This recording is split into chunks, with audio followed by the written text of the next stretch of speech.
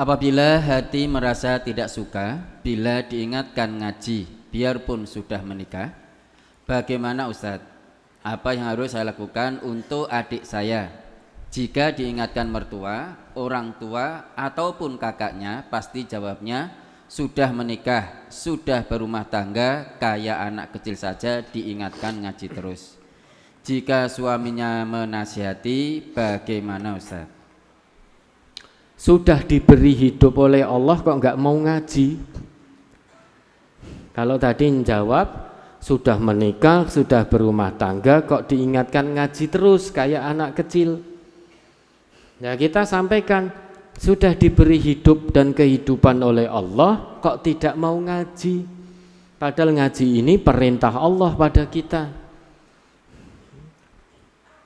Berarti kalau betul yang disampaikan ini, adik panjenengan ini tidak mau dimasukkan oleh Allah ke dalam golongan hamba-hambanya yang ulul albab.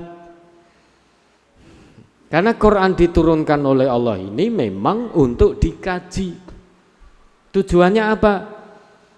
Biar kita tahu jalan pulang yang benar menuju Allah. Karena kita semua ini akan pulang kembali kepada Allah. Dunia ini bukan tempat kita yang sesungguhnya.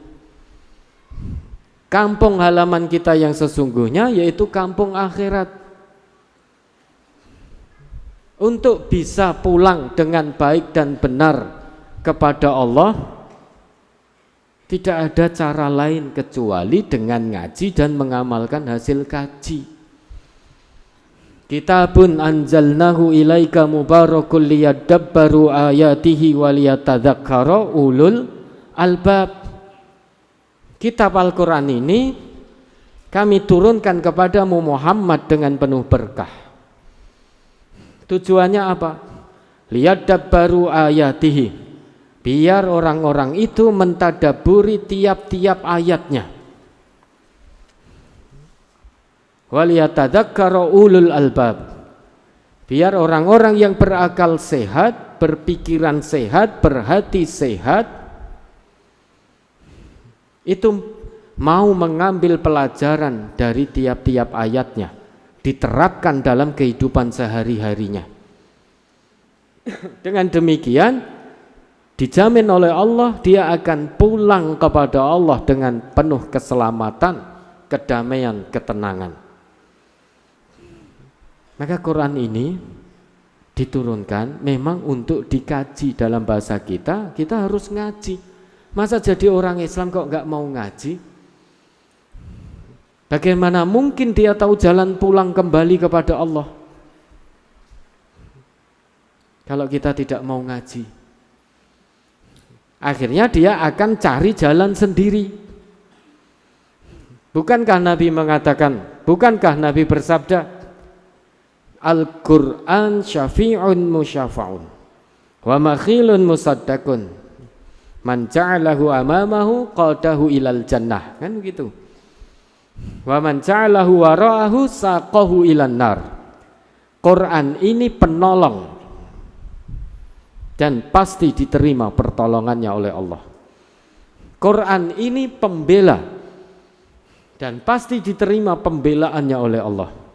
Barang siapa yang menjadikan Al-Quran di depannya, hidup berpedoman Al-Quran, qadahu ilal jannah, Quran akan menuntunnya dengan penuh kelembutan sampai ke surga, sehingga tahu jalan pulang yang baik dan benar. Tetapi bagi siapapun yang menjadikan Quran di belakangnya hawa nafsu jadi pedoman hidupnya, saqahu ilan nar, Quran akan menyeretnya ke dalam api neraka. Berarti dia tidak tahu jalan kembali, maka akan cari jalan sendiri. Kalau cari jalan sendiri pasti tersesat, itu jaminan dari Al-Quran kok. Kalau jaminan dari Nabi kita yang mengikuti Al-Quran dan Sunnah tidak sesat selama-lamanya dunia akhirat, bagaimana dia harus menjalankan amanah kehidupan dari Allah di dunia ini bagaimana dia harus mencari jalan, meniti jalan kembali pulang. Itu tidak akan tersesat.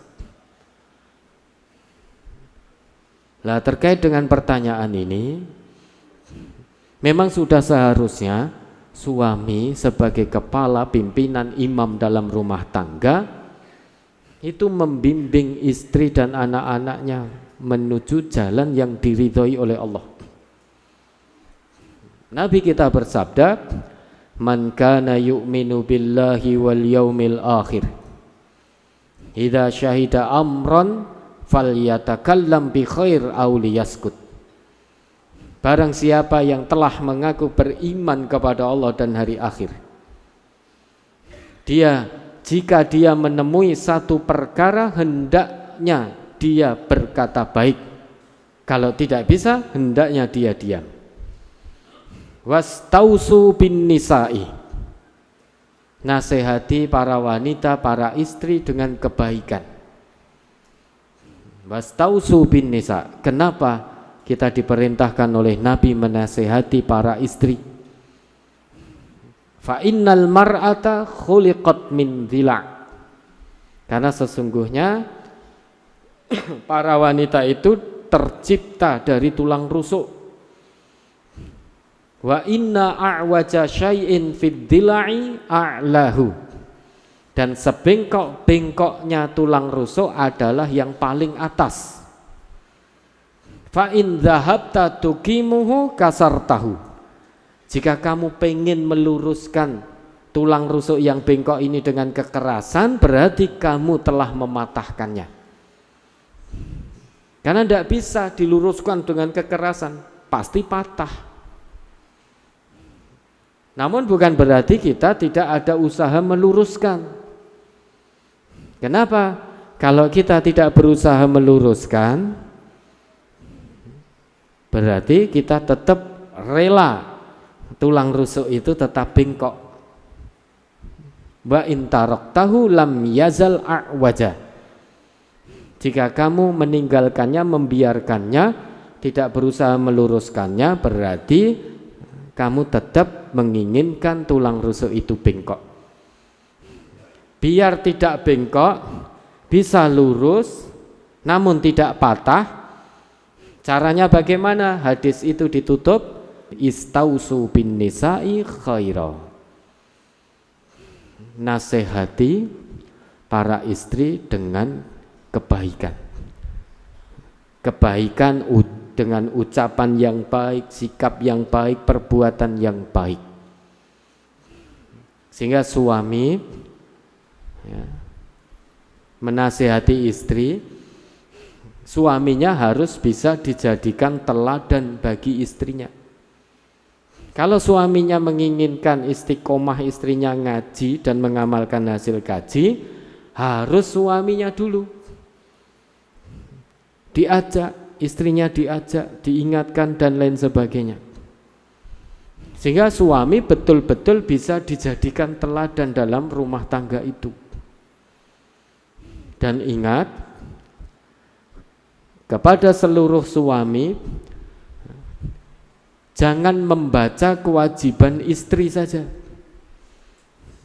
Kalau para suami ini yang dibaca hanya kewajibannya istri terhadap suami, berarti suami hanya menuntut haknya. Istri juga begitu, jangan membaca kewajiban suami.